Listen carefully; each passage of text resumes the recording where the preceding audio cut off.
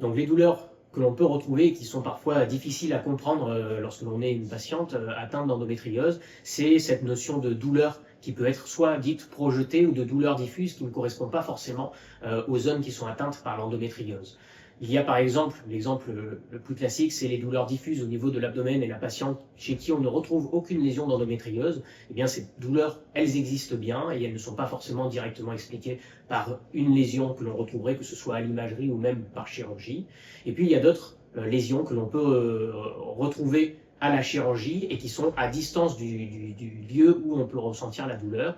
L'exemple classique, c'est celui de la douleur projetées au niveau de l'épaule et qui vient en fait d'une lésion que l'on retrouve au niveau du diaphragme. Le plus souvent, elles sont situées à droite si elles atteignent qu'un seul côté. Et ces lésions au niveau du diaphragme vont en fait créer une douleur projetée au niveau de l'épaule qui peut mener lieu à des explorations parfois qui ne mènent absolument à rien au niveau de l'épaule. Et c'est parce qu'en fait, il s'agissait d'une douleur qui était projetée, c'est-à-dire dont l'origine se retrouvait bien plus bas au niveau du diaphragme.